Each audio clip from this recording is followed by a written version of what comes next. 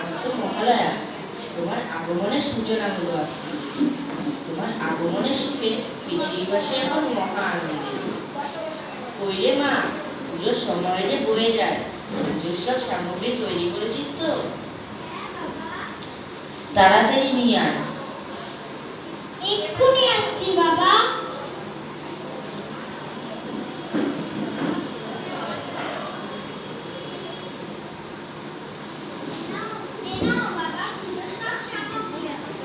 রাখ মা, নিচে রাখ।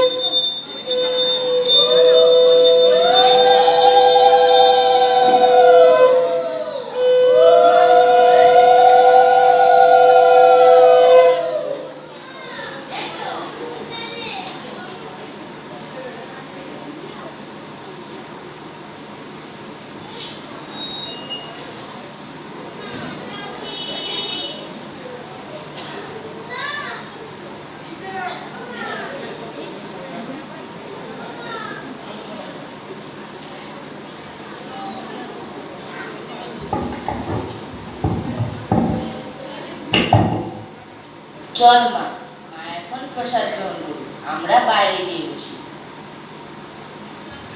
ঠিক আছে বাবা, চলো।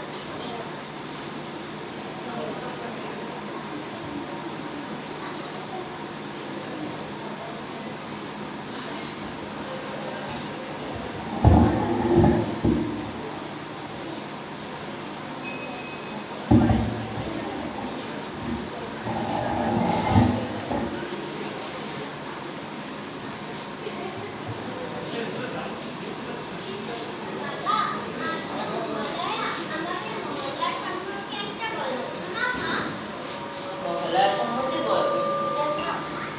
বলতো মহালয়া কি হয়? মহালয়াতে অশুভ শক্তির বিনাশ ঘটলে এক শুভ শক্তির আগমন হয়।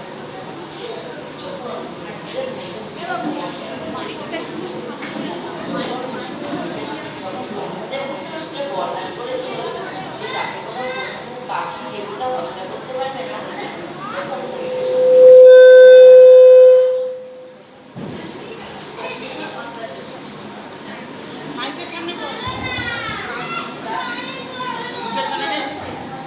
তার অত্যাচার এতই বেড়ে যায় সে দেবরাজ ইন্দ্রকে পরাজিত করে স্বর্গের সিংহাসন লাভ করে।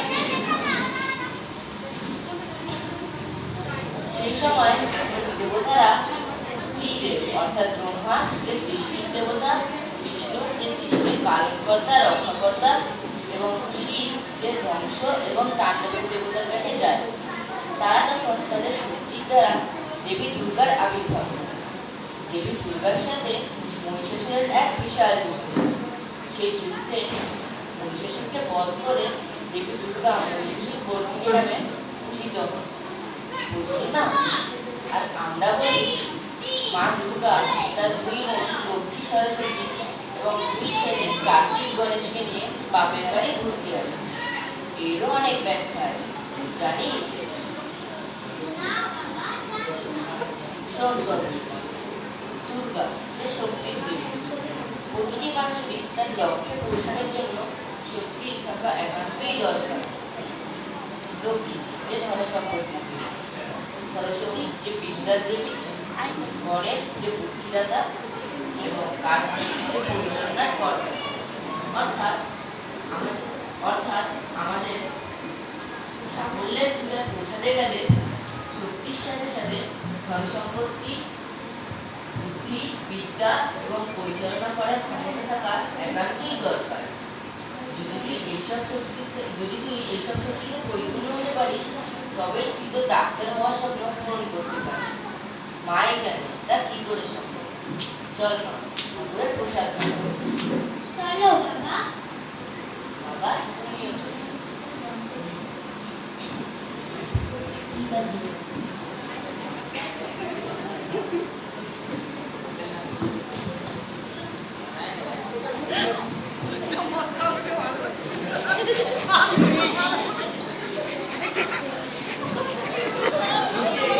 নাও মা, মায়ের প্রসাদ খেয়ে নাও।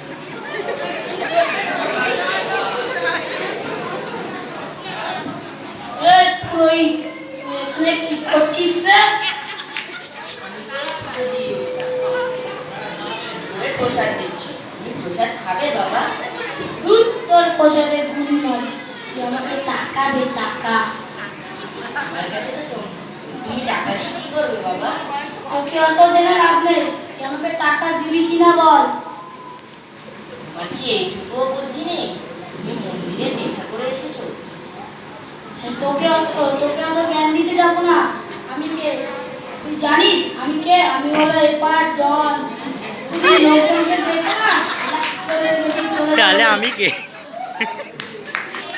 আমার কাছে তো তোমাকে দেওয়ার মতো টাকা নেই। দান বাক্সে টাকা পড়ে, তা দিয়ে আমি আমার এই মন্দির চালাই, ঠাকুরের পুজো দিই, আর বাকিটা টুকটাক কাজ করি, তা দিয়ে আমি আর আমার মেয়ে পারি। আর আমার মেয়ের একটা স্বপ্ন আছে, সে বড় হয়ে ডাক্তার হবে। সেই স্বপ্ন পূরণের জন্য কিছু টাকা রেখে দিই। এছাড়া তো আমার কাছে আর কিছুই নেই। দুধ তোর মেয়ের স্বপ্ন গুলি মারি, তুই আমাকে টাকা দিবি নাকি ডান বাক্স তুলে নিয়ে চলে যাবো? আমার জীবন থাকতে আমি তোমার এই দান বাক্স তুলে নিয়ে যেতে দেব। তাহলে তোকে আগে মেরে এই ডান বাক্সে তুলে নিয়ে যাবো।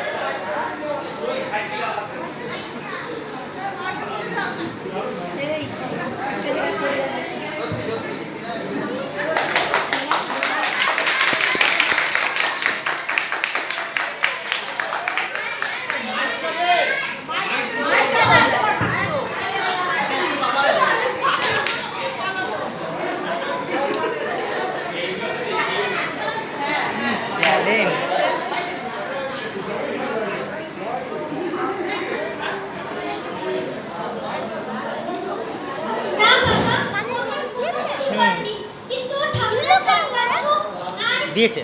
ঘরের সব টাকা পয়সা নিয়ে পালিয়ে গেছে।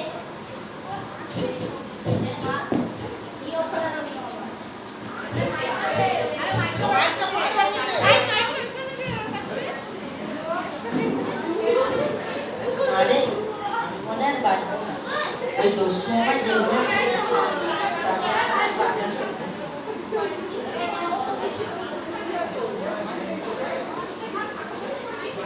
তো ডাক্তার হওয়ার শক্তি।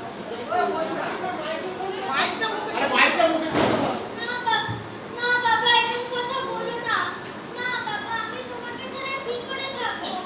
আর মনিবের আর কিসের স্বপ্ন?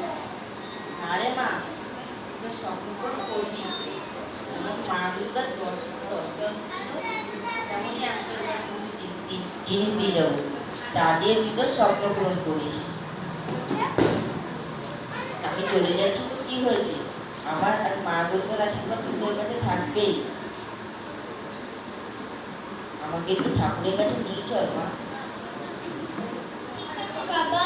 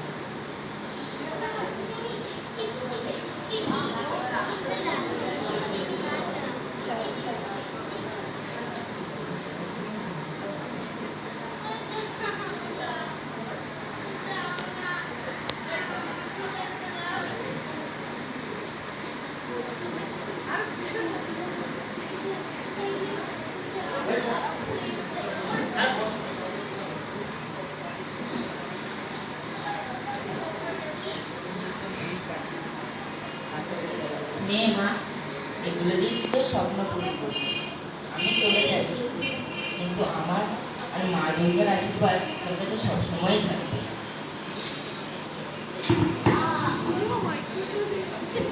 বাবা, কি হলো তোমার বাবা? কি হলো? বাবা!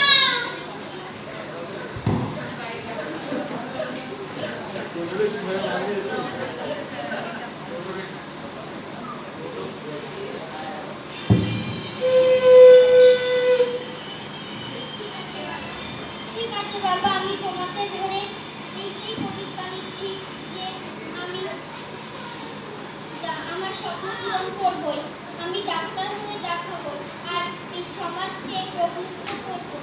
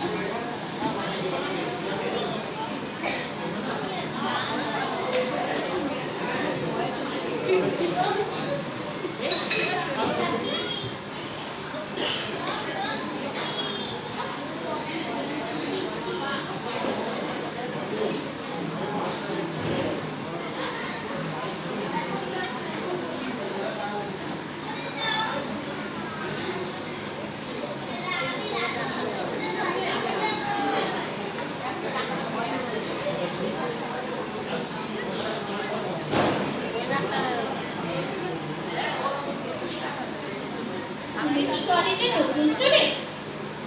হ্যাঁ, আমি কলেজে নতুন। আমিও কলেজে নতুন স্টুডেন্ট। আচ্ছা, তোমার নাম কি? আমার নাম রাইডে। আর তোমার নাম? তুমি কি এখন ক্লাসে যাচ্ছ? হ্যাঁ, আমি ক্লাসেই যাচ্ছি। আমিও ওখানেই যাচ্ছি। চলো। চলো। আচ্ছা, তোমার বাড়িতে কে কে আছে? আমার বাড়িতে আমি একা। জন্মের পর থেকে আমি আমার মাকে দেখিনি। ছিল এক বাবা। এক দস্যু এসে আমার বাবাকে মেরে আমাকে রাস্তায় ছুড়ে দিয়ে গেছিলেন। এটা তো খুব খারাপই হলো। আচ্ছা, তোমার বাড়িতে কি আছে? আমার বাড়িতে মা, বাবা আর ভাই আছে। আচ্ছা, তোমার বাবা কি কাজ করে? আমার বাবা বাইরে ব্যবসার কাজ করে। ওই তো ক্লাস চলে এসেছে, চলো।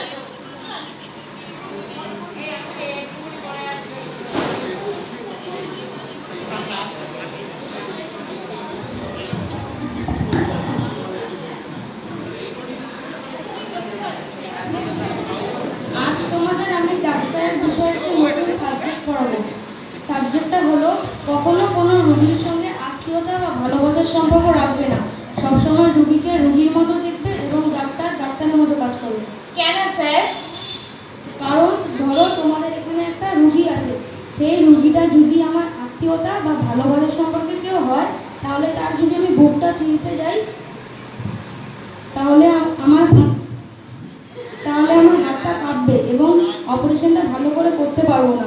এর জন্য এবং যদি আমার রুগীটা আমার আত্মীয়তা বা ভালোবাসার সম্পর্কে কেউ না হয়, তাহলে তার বুকটা আমি না হাত কাঁপিয়ে অপারেশন করতে পারবো। এর জন্য সবসময় রুগীকে রুগীর মতো দেখবে এবং ডাক্তারের মতো কাজ করবে।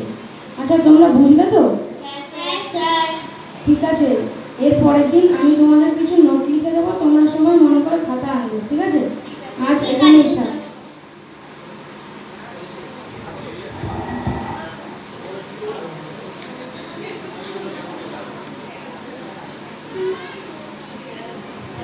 আচ্ছা রাই, তুমি তো বললে তোমার পরিবারে কেউ নেই, তাহলে তুমি কিভাবে চলো? আমি কলেজ থেকে গিয়ে টিউশনি পড়াই। টিউশনি পড়িয়ে ঘরে যাবতীয় কাজ করি। কাজ করার পর সকাল হলে আবার কলেজে চলে আসি। তাহলে তো তোমাকে খুব কষ্ট করতে হচ্ছে। কষ্ট তো করতে হচ্ছে, তার সাথে সাথে স্বপ্নও তো পূরণ করতে হচ্ছে। হ্যাঁ, আচ্ছা তাহলে আজ আমরা বাড়ি যাই। হ্যাঁ ঠিক আছে।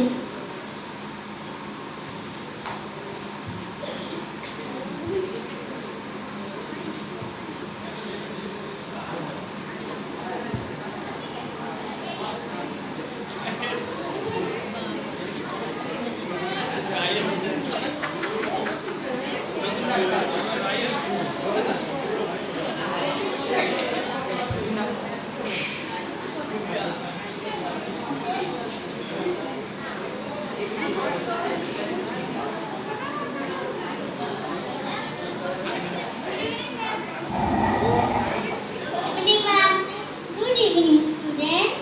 তোমরা হোমওয়ার্ক করেছো? হ্যাঁ ম্যাম। ঠিক আছে, আমি কিন্তু ধরবো। ঠিক আছে ম্যাম। আচ্ছা, জিজিজি বলো তো।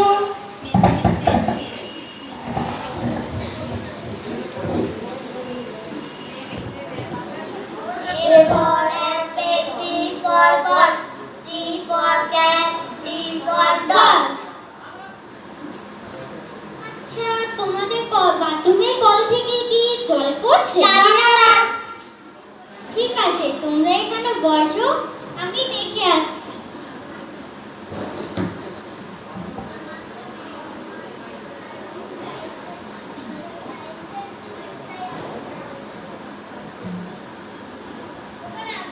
হ্যাঁ, তোমাদের কল থেকে জল পড়ছিল। এইভাবে জল অপচয় করলে আমাদের পৃথিবীতে জল থাকবে না, তখন আমরা বাঁচবো কি করে? এই যখনই দেখবেন যে কোথাও জল অপচয় করছে, সঙ্গে সঙ্গে গিয়ে কলটাকে বন্ধ করে দেবে, বুঝলে তোমরা? ঠিক আছে ম্যাম। ঠিক আছে, আজকের পড়া এতটাই থাক। আমি হোমওয়ার্ক দিয়ে যাচ্ছি, সেটা করে রাখবে। ঠিক আছে ম্যাম। এই একের নামটা করে রাখবে। ঠিক আছে ম্যাম। আসলাম।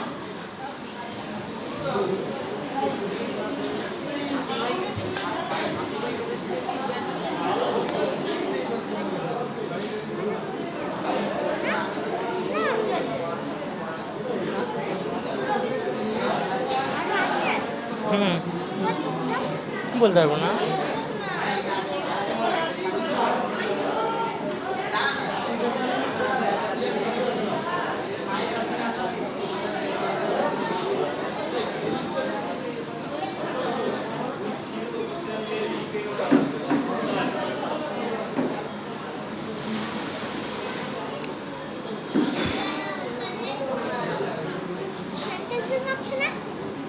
ঘর মুছছি।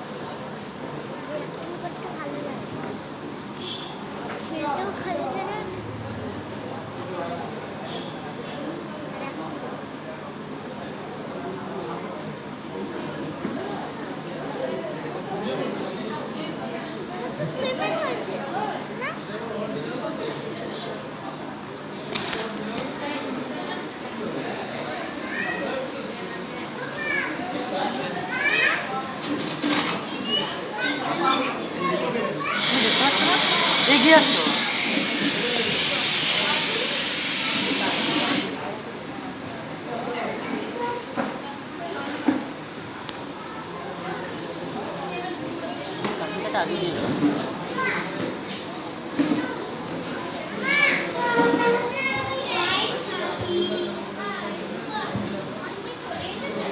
হ্যাঁ চলো।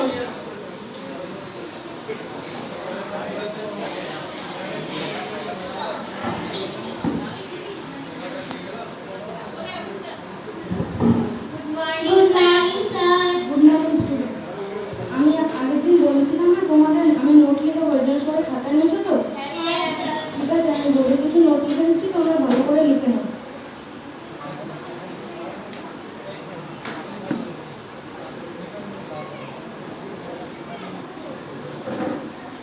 আমি বোর্ডে যে নোটগুলো লিখে দিয়েছি তোমরা ভালো করে লিখে নিও এবং বাড়ি থেকে তোমরা মন দিয়ে পড়ো, কারণ ওখান থেকে কিছু তোমাদের পরীক্ষার কোশ্চেন আসতে পারে।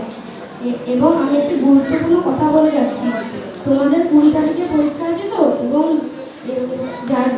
যাদের এখনো পরীক্ষার ফিটা জমা দেওয়া হয়নি তারা কালকের মধ্যেই পরীক্ষার ফিটা জমা দিয়ে এসো। আজ কিন্তু এটাই আমাদের লাস্ট ক্লাস। ঠিক আছে স্যার। ঠিক আছে, আসছি। এত কমতেছে, আমার কলেজে থাকতে আমি পড়তামই না।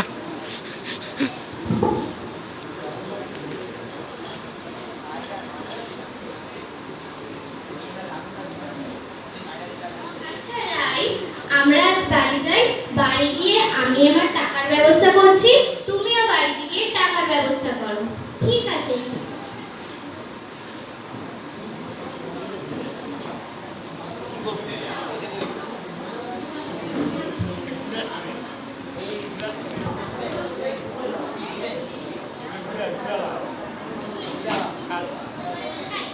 Good evening ma'am.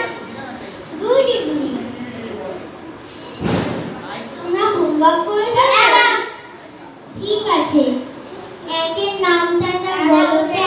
2 একে 2, 3 একে 3, 4 একে 4, 5 একে 5। বাহ। আচ্ছা তুমি তোমার বাবাকে ডেকে নিয়ে আসো তো।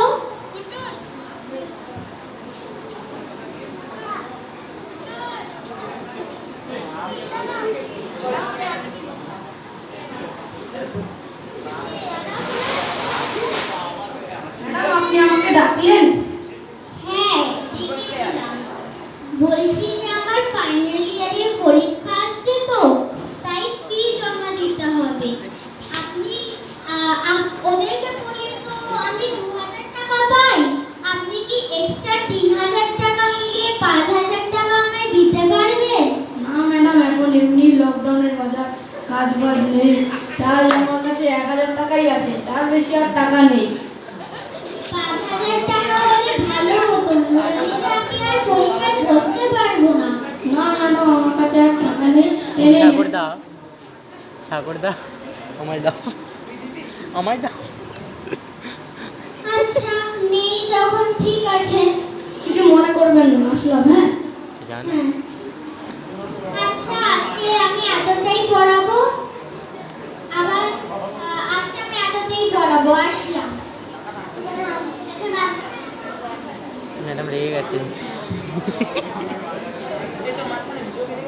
হ্যাঁ না, একদম না, টানা 25 মিনিট চলছে। লং টার্ম ভিডিও অ্যাড করে রাখবা, হাইস্টলি 1 ঘন্টা। স্যামসাংয়ের সেট তো, স্যামসাংয়ের সেট আমাদের আমি সেট আপ চেঞ্জ করে দেবো। এই দেখো আমাদের পাড়ার মেয়ে, খাওয়ার জোটে না ডাক্তার হবে এদিকে।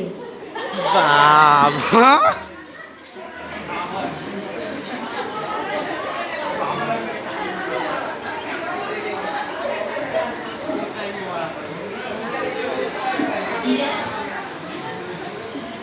কিরে মা, কি হলো তোর? কাঁদছিস কেন? কে বলছেন? আমায় চিনতে পারলি না? আমি তো তোর বাবা। বাবা কোথায় তুমি? আমি তো তোমায় দেখতে পাচ্ছি না। এত অল্পতেই ভেঙে পড়লে হবে রে মা? তুই না আমার মেয়ে, আর আমার মেয়ে ভেঙে পড়লে তার স্বপ্ন পূরণ করবে কি করে?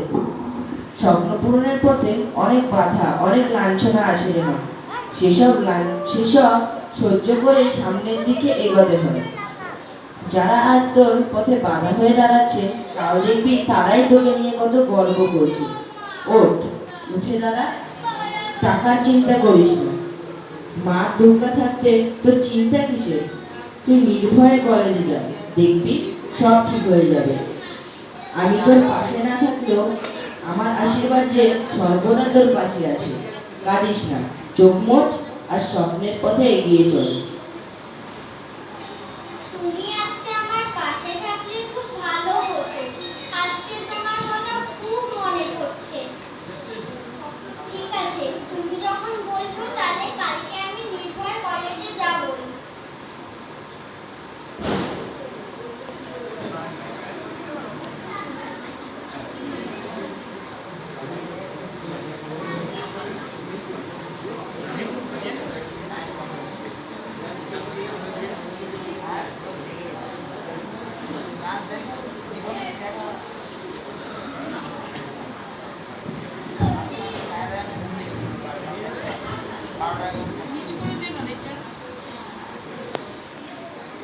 কই বাবা, তুমি যে বললে আজকে কলেজে আসলে সব জোগাড় হয়ে যাবে, কই এখনো পর্যন্ত তো কিচ্ছুই হলো না। তাহলে কি আমি আমার স্বপ্নটা পূরণ করতে পারবো না? আর তোমার স্বপ্নটাও না? আমি কি এবার আর পরীক্ষাটা দিতে পারবো না?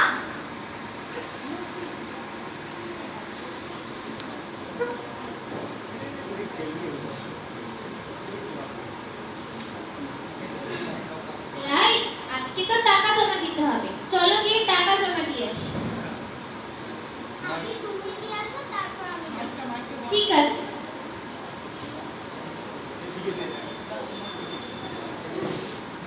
রাই, আমি তো টাকা জমা দিয়ে আসলাম, তুমি যাবে না? আসলে আমার সম্পূর্ণ টাকা জোগাড় হয়নি। আমার এইবার আর পরীক্ষা দেওয়া হলো না। এইবার আমার আর স্বপ্নটা পূরণ হবে না। তুমি এই সামান্য বিষয়ে চিন্তা করছো? আমার মতো বন্ধু থাকতে তোমার আর টাকার প্রয়োজন হবে না। তোমার কত টাকার প্রয়োজন? আমার এখনো 4,000 টাকার প্রয়োজন। দাঁড়াও। না না, আমি এই টাকা তোমার থেকে নিতে পারবো না। তুমি নাও না, তুমি তো আমার বন্ধুই হও, তুমি আমাকে পরে দিয়ে দিও। ঠিক আছে। সত্যি তোমার মতন বন্ধু পেয়েছিলাম বলেই আজকে আমি এই পরীক্ষাটা দিতে পারছি আর আমার স্বপ্নের পথে এগিয়ে যেতে পারছি। আমার মনে হয় মা দুর্গা আমার জন্য তোমাকেই পাঠিয়েছে।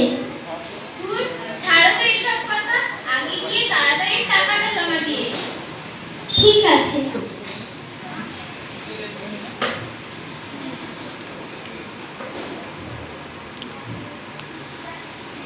জমা দিয়েছি। এখন তো আর কোনো রকম টাকার চিন্তা থাকলো না। তুমি এখন তাই বাড়ি গিয়ে মনোযোগ সহকারে পড়ো, কালকে তো ফাইনাল ইয়ারের পরীক্ষা। ঠিক আছে সাথী। চলো আমরা বাড়ি যাই। ঠিক আছে।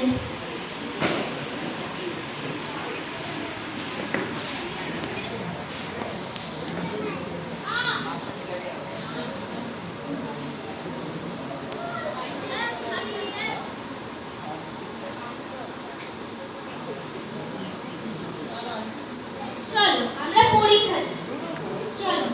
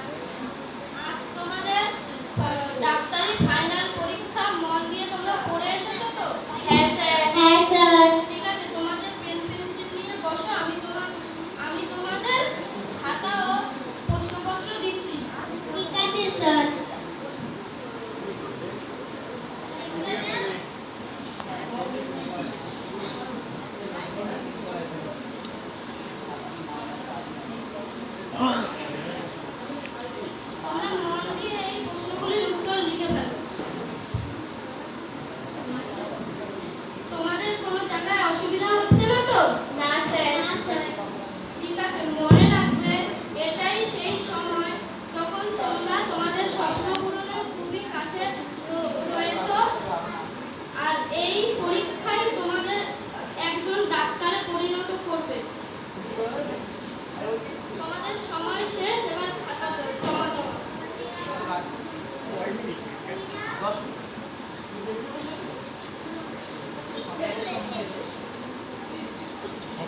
একটা ইনস্টিটিউট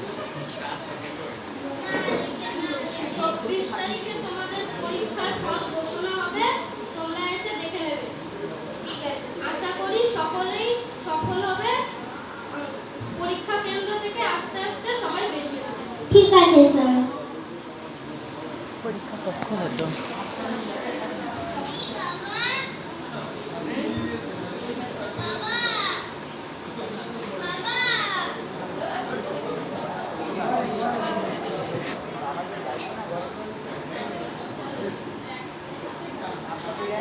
সাথী, আমার তো খুব ভয় করছে, জানি না রেজাল্টে কি হবে। আগে গিয়ে তো রেজাল্টটা দেখে আসি। চলো।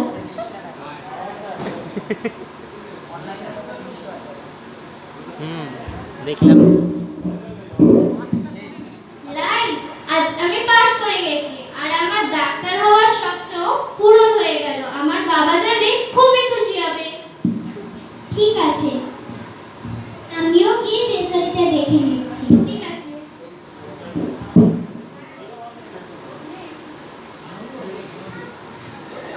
সাথী, আমিও পাস হয়ে গেছি, আমার স্বপ্ন পূরণ হলো, আমার বাবার স্বপ্ন। হ্যাঁ, তুমি আজ একজন ডাক্তার হয়েই গেলে। আচ্ছা, তুমি কোন হাসপাতালে চান্স পেয়েছো? আমি তো কল্যাণী হাসপাতালে চান্স পেয়েছি, আর তুমি? আমিও ওখানেই চান্স পেয়েছি। ভালোই হলো, আমরা এতদিন একসঙ্গে পড়াশোনাও করেছি আর একসঙ্গে কাজও করব। হ্যাঁ, এটা তো খুবই ভালো হলো।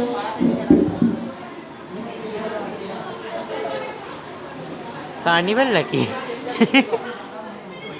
হ্যাঁ এটাকে নিয়ে যা, এটাকে ধরে নিয়ে যা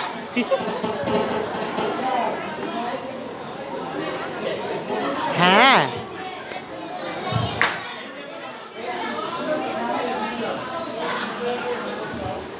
বাবা, বাবা, আজকে আমি পাস করেছি। আমার স্বপ্ন আর তোমার স্বপ্ন পূরণ হলো, কিন্তু তুমি আজকে নেই। এই নইলে আমি তোমার পা ছুঁয়ে প্রণাম করতাম। আমিও খুব খুশি হয়েছি রিমা।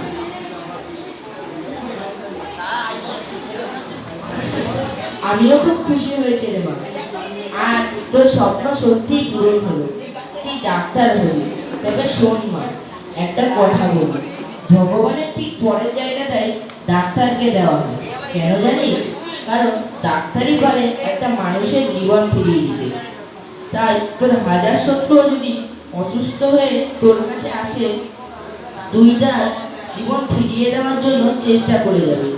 জীবন নেওয়া নয়, জীবন দেওয়া তোর লক্ষ্য হোক। তাই মা, পূরণ করা স্বপ্ন কাজের মধ্যে দিয়ে সমাজের প্রতিটি মানুষের মধ্যে ছড়িয়ে দে। আমি সর্বদা তোর পাশে আছি, চিন্তা করিস না। ঠিক আছে বাবা, আমার প্রণাম নিও।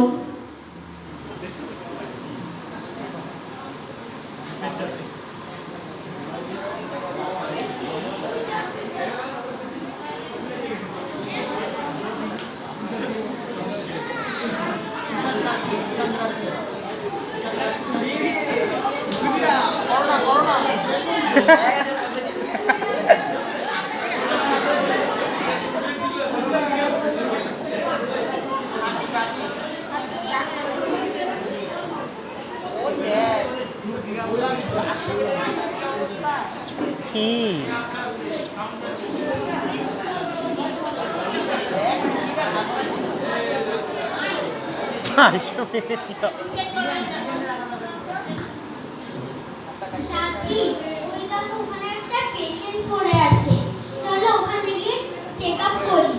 চলো।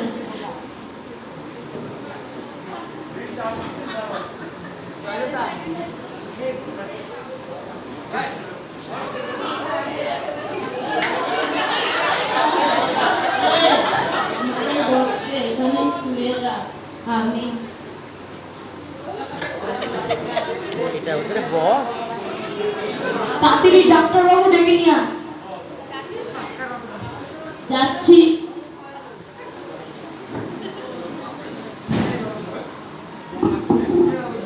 ডাক্তারবাবু, আপনি তাড়াতাড়ি চলুন, আমাদের বসের খুবই শরীর খারাপ। ডাক্তার বাবু কেন হবে?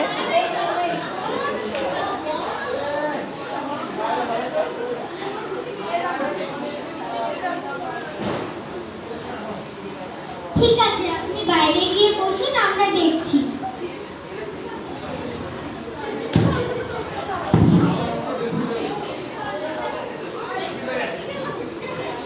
এর অবস্থা খুবই খারাপ, তাকে ইনজেকশন রেডি করো। ঠিক আছে। পালাবে নাকি?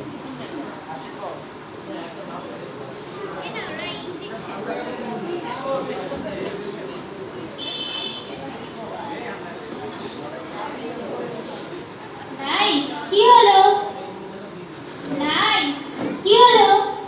না না, কিছু না। কিছু তো হয়েছে। তুমি এতদিন ধরে এত রোগীর চিকিৎসা করেছো, কিন্তু কাউকে দেখে তো তোমার এমন অবস্থা হয়নি। কি হয়েছে সত্যি করে বলো। আসলে ইনি সেই ব্যক্তি, যে ব্যক্তি আমার বাবাকে হত্যা করে আমার রাস্তায় বসিয়ে দিয়ে আমার স্বপ্নের রাস্তায় বাধা দিয়েছিলেন। তাহলে কি তুমি আর চিকিৎসা করবে না? না না, আমি এর চিকিৎসা করব। ওর ধর্ম ছিল আমার বাবাকে মেরে আমার বাবাকে হত্যা করা। উনি তা করেছেন। আমার ধর্ম হলো লোকের সেবা করা। আমি তা করছি। মানুষ সাপের ধর্ম হলো ছোবল মারা। ময়ূরের ধর্ম হলো সাপকে খাওয়া। মানুষ সাপকে মেরেও ফেলে, আবার পূজাও করে। সেটা মানুষ ঠিক করবে যে তারা সাপকে মারবে না পুজো করবে। আমার বাবা এক পুরোহিত ছিলেন। তিনি আমার সবসময় এটাই বলতেন যে মানুষকে সবসময় ভালোবাসতে শিখতে হয়। তুমি ধন্য রাই।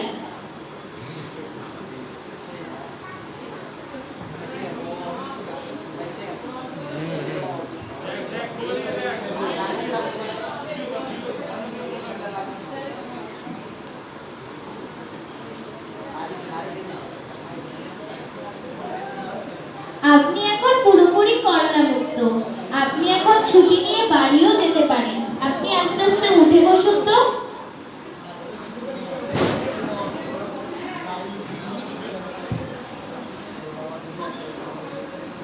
ধন্যবাদ ডাক্তারবাবু আমাকে সুস্থ করে তোলার জন্য।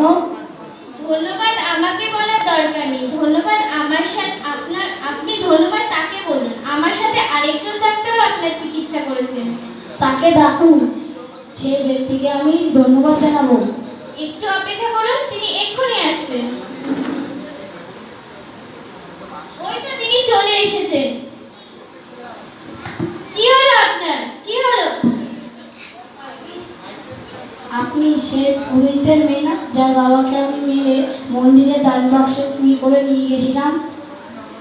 হ্যাঁ, আমি সেই পুরোহিতের মেয়ে, যার বাবাকে তুমি হত্যা করে আর আমার রাস্তায় বসিয়ে দিয়ে আমার স্বপ্নের রাস্তায় বাধা দিয়েছিলে। আজ আমি সেই মেয়ে, আমার স্বপ্ন পূরণ করে ডাক্তার হয়ে তোমার জীবন বাঁচালাম। ধন্যবাদ ডাক্তারবাবু, ধন্যবাদ। এই ভুল আর কখনো হবে না। ধন্যবাদ ডাক্তারবাবু, ধন্যবাদ।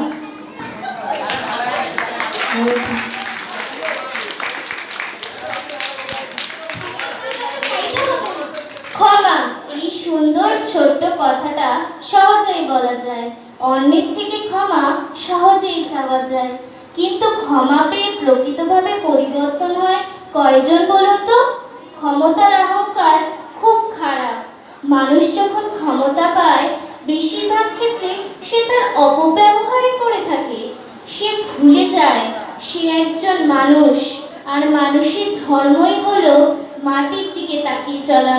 মানুষের কর্তব্যই হলো নিজের শক্তি বা জোর অনুযায়ী অন্যের সঙ্গে ব্যবহার করা। অন্য শক্তিশালী ব্যক্তির জোরে একজন মানুষ ততদিনই শক্তিশালী থাকেন যতদিন শক্তিশালী ব্যক্তিটি তার সঙ্গে থাকেন।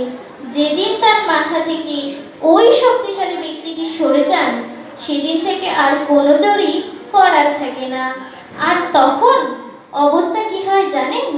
তাই একটা মানুষের উচিত সর্বদা ভালো কাজ করা, ভালো মানুষের সঙ্গ নেওয়া। একটা সাপ যখন বাড়িতে ঢোকে, আমরা তাকে তাড়াই অথবা ভয়ে মেরেও ফেলি, কিন্তু সেই সাপটাই যদি একটা শিব অথবা মনসা মন্দিরে থাকে, তাহলেই আমরা তাকে প্রণাম করি, দুধ কলা খাওয়াই। তার কারণ কি জানেন? তার কারণ সাপ নয়, তার পাশে থাকা ব্যক্তি, তার পাশে থাকা সে শিব বা মনসাই সাপটিকে প্রণাম করতে বাধ্য করেন। আবার সাপটি যখন তাদের থেকে আলাদা হয়ে যায়, তখনই সে মার খাওয়ার যোগ্য হয়ে ওঠে। তাই এমন ব্যক্তির ছত্রছায়ায় যাওয়া উচিত যে মানুষকে প্রণামের যোগ্য করে তোলে, আপনার মতো দস্যুতে না। তাই ক্ষমা আমার কাছে চাইতে হবে না, ক্ষমা চান নিজের কাছে। আর নিজেকেই বলুন, এবার থেকে দেশের কাজে ক্ষমতার অহংকারে ডুবে না থেকে উৎসর্গ করবেন।